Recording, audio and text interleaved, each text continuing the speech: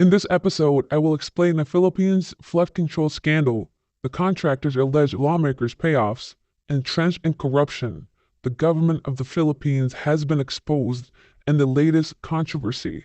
Two contractors at the center of the Philippines' growing flood control scandal have named nearly 20 lawmakers and government officials they accuse of demanding kickbacks and offer to turn state witnesses. But legal experts say their alleged role in the scheme could undermine their plea for immunity. In a sworn testimony presented to the Senate on Monday, Sarah Descaya and Curly Descaya, a married couple, claimed that corrupt politicians and Department of Public Works and Highways officials routinely pressured them for illicit payments, sometimes name-dropping House Speaker Martin Romualdez and his ally Zaldi Co. as supposed beneficiaries. Six construction companies, founded by the couple and their son, Jared William, bagged 345 solo and joint projects worth 25.2 billion Philippine pesos. That's nearly 500 million US dollars, dubbing them the king and queen of flood control. A total of 9 construction companies are linked to Descaya and her husband, handling infrastructure projects related to flood control, roads, building, construction. Two of Descaya's company, Alpha and Omega, General Contractor and Development Corporation, and St. Timothy Construction Corporation, were named in a list of top 15 contractors that hogged 100 billion pesos worth of government flood control projects since 2022. In an affidavit read aloud during a Senate Blue Ribbon Committee hearing, Descaya said lawmakers had demanded no less than 10% and even up to 25% of contract values, calling such payments standard procedure in public construction bidding. These clandestine payments were made in cash, the couple said, adding that vouchers and ledgers in their possession supported their claims. The couple claimed that the practice had long been entrenched in Congress by the time they started bidding on projects in 2016, and further alleged that they first became complicit in the scheme after an acquaintance had offered them opportunities to bid on projects of national scale in Congress in exchange for payment.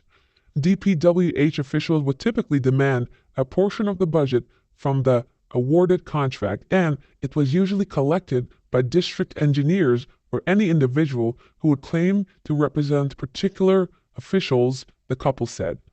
Most of the DPWH officials mentioned would repeatedly claim that the delivery of the money would be for Zaldico, at least 25%, the Sky said.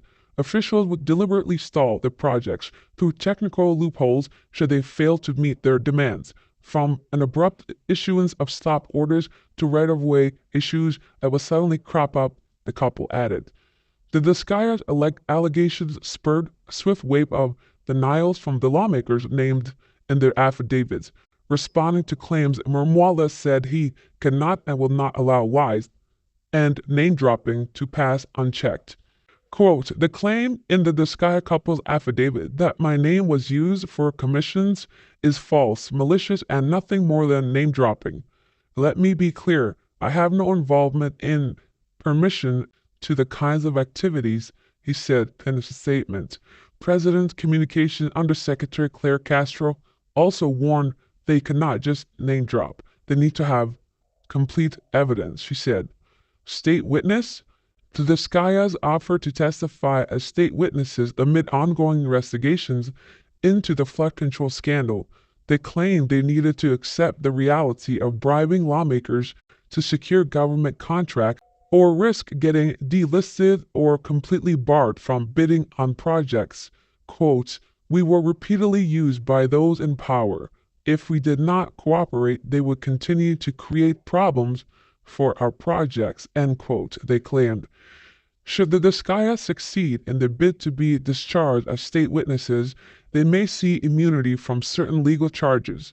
However, Department of Justice Secretary Jesus Crispin Remuela said the Descayas must first return the money they earned from these projects before they could be considered state witnesses.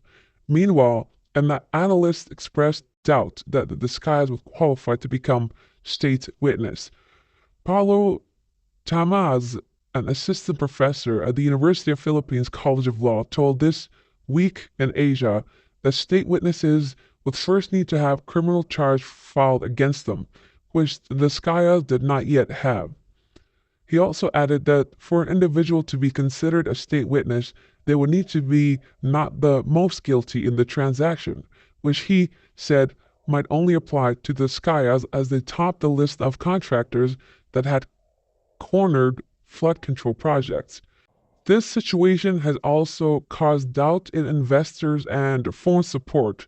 South Korean President Lee Jae-myung has ordered the suspension of a proposed 700 billion won, that's $500 million infrastructure loan for a bridge building project in the Philippines due to corruption concerns, even though Manila insists no such agreement was ever signed. Seoul's decision has raised questions about investor confidence in the Philippines, where a sprawling corruption scandal over flood control projects has already shaken the public trust. The optics of key partners pulling back over corruption fears despite Manila's denial could prompt greater scrutiny of project financial management in the Philippines from other foreign donors and investors, according to analysts. Lee said in a social media post on Tuesday that he had immediately ordered the halt of all procedures related to investments in the Philippines. Most fortunately, the project has not yet commenced, he said. This is the problem in the Philippines. The corruption starts from the top, the scamming, the thieving. Everything trickles down to the public. It's sad enough that Filipino people have to live in this shit country, yet now they have to suffer from diseases and inconveniences and of course damage to property and their entire life because people have pocketed the money that should be going to controlling the floods.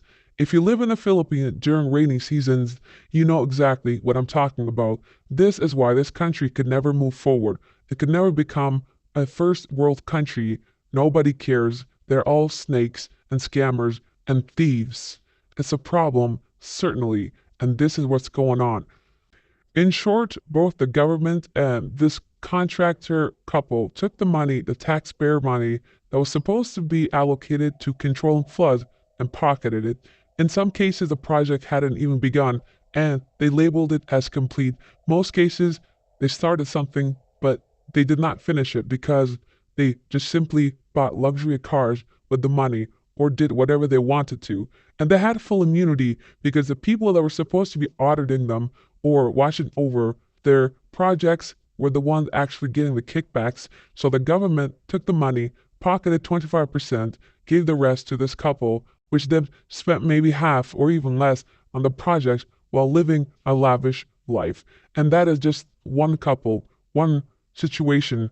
Imagine this being applied across the board in all major industries. This is the Philippines. This is the truth of the Philippines.